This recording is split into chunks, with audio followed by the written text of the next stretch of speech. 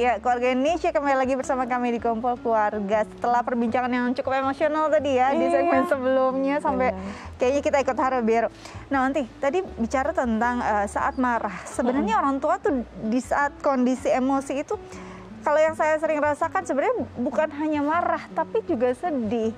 Sedih ada rasa juga sebenarnya marah pada diri sendiri juga. Kenapa ya kondisi ini bisa terjadi? Padahal sudah sering nih saya bilangin ke anak saya. Jadi ngerasa ada rasa gagal. Jadi benar nggak sih Onti saat orang tua marah sebenarnya setengah dari itu dia sedang marah pada dirinya sendiri? Iya, nah yang harus kita lakukan pada saat itu terjadi adalah kita berusaha mengevaluasi. Apakah ini anak nggak ngerti yang selama ini aku bicarakan gitu. Karena kalau sampai sesuatu yang sudah kita kasih tahu secara berulang-ulang konsisten tapi tetap dia melakukan dengan cara yang sama, dengan kesalahan yang sama, berarti ada sesuatu yang miss nih.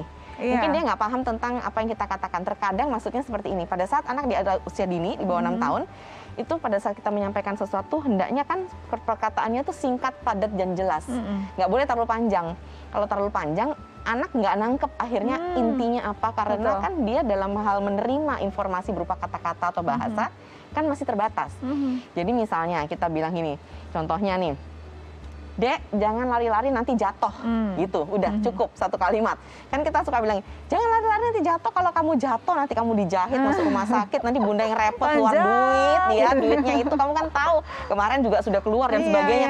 Banyak banget yang diomongin, jadi kan anak itu kan nggak ngerti. Jadi kita perlu evaluasi, intinya apa gitu. Jadi satu, kalau itu terjadi evaluasi apakah memang pastikan anak ngerti nggak sih gitu. Yang kedua, caranya gimana sih supaya bikin anak ngerti? Kita tanyakan ulang gitu, tanyakan ulang. Kenapa tadi menurut kamu bunda marah gitu? Kalau misalnya dia bilang, iya soalnya kan aku nggak boleh lari-lari, terus aku lari-lari, terus aku jatuh. Nah terus kemudian selama ini bunda bilang apa misalnya? Kita tanyakan. Nah kalau pada saat bilang, iya bunda bilang nggak boleh lari-lari. Kenapa bunda bilang nggak boleh? Jadi ditanyakan lagi sampai kita tahu, oh dia udah yakin sih, dia udah tahu sih gitu ya. Tapi kalau belum ya berarti kita harus menyederhanakan bahasa kita, itu yang pertama. Atau kita berikan dengan cara visual, lewat dongeng yang ada gambarnya, lewat visual misalnya contohnya cerita yang bergambar gitu, lewat contoh misalnya yang pernah dia lihat ke tetangga atau ke kakaknya atau ke adiknya gitu. Nah kasih tahu seperti itu. Nah sehingga yang kita lakukan adalah buat si anak itu mengerti. Nggak apa-apa ambil waktu agak lama untuk jelasin konsep, yang penting dia ngerti gitu. Itu pertama. Yang kedua, kita perlu cek kita konsisten nggak sih dengan yang kita omongkan. Kadang kita ngomong, konsisten, betul. Iya kita bilang gini nggak boleh nih, ya kan? Tapi kita lakukan. Nah sehingga anak itu kadang gini dibilang sama mama nggak boleh, tapi mamanya juga seperti itu. Akhirnya dia lakukan juga kan seperti itu, gitu. Misalnya, jangan berantakan, mainan dibereskan. Padahal meja kerja kita yang dia lihat itu berantakan setengah mati gitu. Nah kan akhirnya anak bingung. Nah sehingga kita perlu evaluasi nih. Jadi jangan terlalu menyalahkan diri, tapi kita lihat apa cara kita sudah benar nggak, dia paham apa enggak. Tapi ada juga kadang gini Anti, ini pernah terjadi juga, pernah ada pertanyaan dari anak saya sendiri. Kita sering marah pasti sama anak dan itu ditiru juga kan. Nah, dia bertanya, saya menerima misalnya mami marah, tapi kalau mami yang salah boleh nggak saya marah? Nah itu gimana? Iya, itu pertanyaan bagus banget. Jadi jawabannya kita bilang boleh. Kamu boleh marah. Jadi kenapa kita mau mengajarkan kita punya hak yang sama kok gitu. Kamu boleh marah, tapi ya kayak cara mami kasih tahu kamu marahnya kenapa, kamu nggak sukanya apa gitu. Nah nanti kalau memang bunda memang merasa itu memang sesuatu yang memang harus kamu marah, bunda akan lakukan kok misalnya. Akan menerima juga kok. Misalnya contohnya, bunda itu jangan tiba-tiba kalau aku lagi main aku disuruh berhenti saat itu. Kan aku lagi asik. Jadi kasih tahu misalnya 10 menit lagi berhenti anak gitu. Kasih tahu solusinya kayak gitu. Jadi bunda akan lakukan. Lain kali kalau mau bunda suruh kamu mandi, bunda nggak akan langsung berhenti sekarang gitu, enggak. Tapi 10 menit lagi mandi ya nak gitu. Jadi kita pun bisa belajar dari anak kok, dan kita juga mau tekankan kepada anak bahwa marah itu nggak apa-apa. Kamu marah itu berarti hal yang wajar, dan bunda akan mendengarkan kemarahan kamu. Dan tadi kalau memang itu hasilnya adalah untuk kebaikan, bunda akan lakukan. Tidak ada masalah begitu. Sebenarnya memberikan hak juga pada anak selama itu masih dalam koridornya juga ya.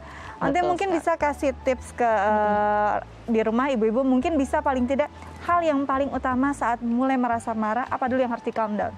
Apa yang dipikirkan? Iya betul. Pada saat mulai marah, yang pertama kali adalah kita sadari bahwa kita marah. Yang kedua adalah kita menarik nafas dan membuang nafas senyamannya kita, Senyamannya sampai kita. kemudian kita merasa itu emosi kita bisa diturunkan, baru kita hadapin anak, Oke. kemudian sampaikan bahwa kita marah karena apa, tujuannya apa, dan apa yang kita harapkan. Itu stepnya. Nah, kalau memang kita merasa bahwa kita sulit mengendalikan emosi, nah kita harus meminta bantuan. Jadi artinya apa? Misalnya pada pasangan atau pada orang-orang yang ada di rumah, misalnya aku lagi nggak bisa kontrol emosi hari ini, tapi aku nggak mau si Dedek misalnya melakukan Tidak tahu hal salahnya. itu. Ya, tidak tahu salahnya. Tolong kamu gantiin aku sebentar ya, Oke. misalnya katakan ke suami seperti itu, sehingga suami tahu, oke aku yang gantiin. Nah, kita calm down dulu dengan cara kita masing-masing. Setelah calm down, baru kita join lagi sama anak. Oke, jadi penting sekali meredam si emosi, baru kita mungkin marah atau menegur anak, begitu ya, Betul. Onti. Onti, makasih banyak ya. Sama-sama, Semoga kita Dika. bisa jadi ibu-ibu yang lebih lembut lagi hatinya, paling tidak bisa lebih bijak lagi saat Amin. menegur anak. Oke, Onti, tetap jaga kesehatan biar bisa berbagi lagi di Kumpul Keluarga ya. Amin, Dika juga ya. Oke, nah kalau Indonesia, saya Astia Dika pamit undur diri, sampai jumpa.